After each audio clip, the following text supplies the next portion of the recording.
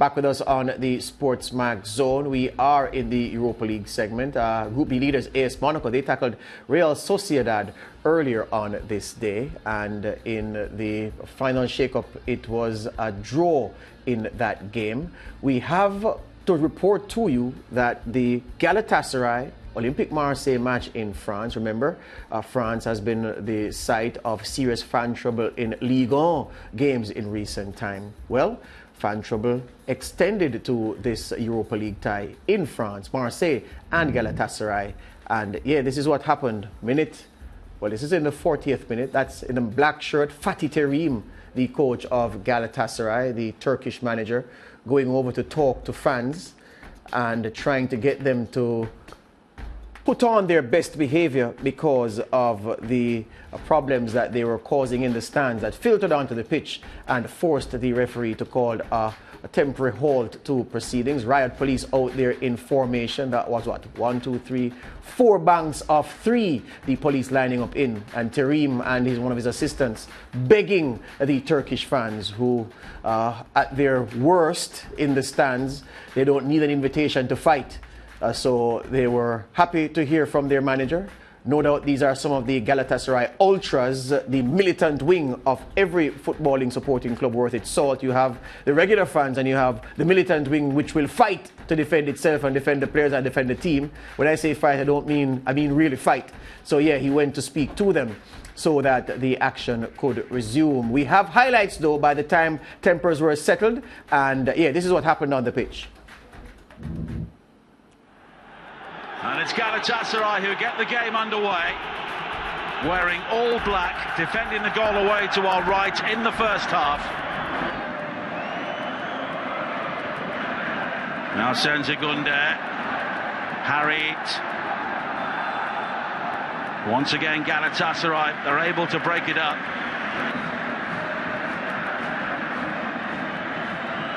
And it's drifted in, and in the end it's glanced off the crossbar.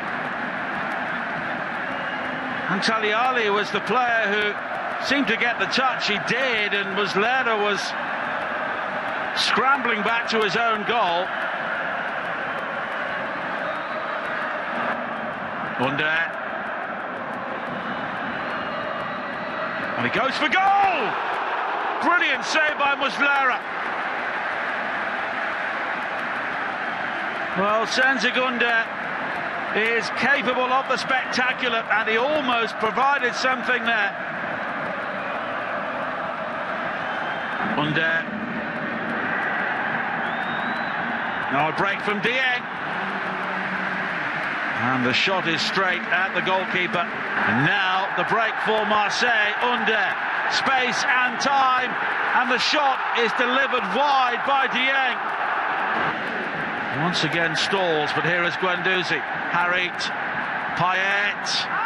Did the ball stay in play? It's under! And somehow it's blocked. But here was the cross in from Payet. The ball had gone behind, so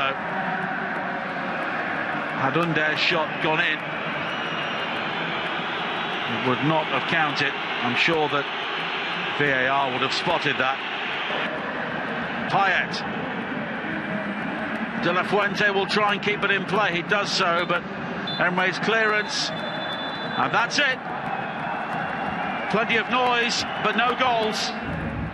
So the game stopped for about 5 minutes due to fan trouble. In the end, it was 0-0. The brightest attacking player for the French team, Olympique Marseille, was the Turkish forward, Cengiz Under, with the best chances of the game there. Marseille these days featuring a couple of players that fans of English Premier League football will know.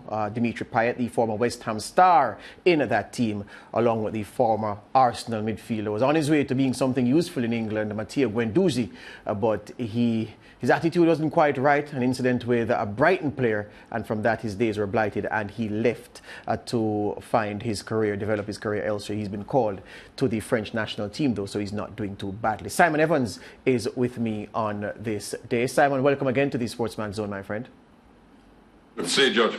Good. Right, so this game, Marseille and Galatasaray. Fan trouble again. The French authorities must be scratching their heads wondering what is it about French football this season that has caused so many games to be affected by fan trouble. This game no exception, although in a different competition. But the action on the field, not too shabby, but Marseille just couldn't find a way past. No, and they've got some difficulties in that group because, you know, it's a really tough group with Lazio in there as well and Lokomotiv Moscow. I mean, it just shows you how competitive some elements of the Europa League are these days. And Marseille are a team who really would expect to be a Champions League team, and then they're struggling in the Europa League. So, you know, it's disappointing to see those scenes with the fans. But Galatasaray and Marseille, you have to say they're two clubs that have had a history of crowd trouble going back for 20, 30 years now. Their supporter bases are a bit on the wild side. Yeah, the Galatasaray, of course, Manchester United fans will well remember that when Sir Alex Ferguson took his team there in the 90s, there was the famous or infamous sign, if you may, "Welcome to hell," because that's the kind of atmosphere that the fans there created. Let's talk about some other games now, Simon. I was joking with Lance and Mariah that Harry Kane had finally found his scoring boots. It was against what we here in Jamaica, Simon, would call a curried goat team. Well, we don't say curried goat, we say curry goat, but we mean curried goat. And you did tell me about that, Mariah. They beat Mura 5-1. Kane coming off the bench in the 59th minute, one part of a triple change made by under pressure coach Nuno Espirito Santo. And they broke the game wide open, those substitutes. A 5-1 in the end. Kane helping himself to a hat-trick. The England man badly in need of goals at the club level. Yeah, he was. He's badly in need of goals, you're right, and it'll do him no end of good to get those goals before this international break coming up. And of course, Tottenham having a poor run of form at home, beaten in the North London derby convincingly by Arsenal. So they really needed to also, you know, get something to lift their spirits a little bit. I mean, it's the sort of game you do expect them to win. I've just been saying how competitive the Europa League can be, but you do also get some mixed matches with the smaller teams from countries like Slovenia coming in up against, you know, the powerhouses of the Premier League. So Tottenham doing what they had to do, really. And, you know, they're disappointed to even be in this Conference League at the moment, Spurs. But they're going to have to do some work this season if they're not going to be in it again next season. Yeah, Brendan Rodgers is Leicester City. Very iffy start to the season, beaten 1-0 by Legia Warsaw. Yeah, and they fielded a pretty weakened side, did Leicester. And I really don't understand this. You know, teams fight so hard during the Premier League season to get those Europa League spots. It's considered an achievement for clubs who don't really compete for the Champions League, although, of course, Leicester have been in there a couple of times. But to get into that competition and then field a weakened side like that, I don't understand. I know there's pressure to get the players back and play at the weekend, but it's disappointing to see, and frankly, you don't have much sympathy for them when they end up with a result like that. Quite so. The other game in the group, Napoli, I couldn't believe my eyes. I saw them fall 3-2 to Spartak Moscow. There were mitigating factors, though. They went down a man early. They went 1-0 up very early in the game, but then Mario Rui got a second yellow card, equals a red, and they played short-handed for much of the game. But for the team that is unblemished in Serie A, Simon, even with 10 men, you'd have expected them to not have lost against the Spartak Moscow team that really isn't of the same quality at this moment in speaking.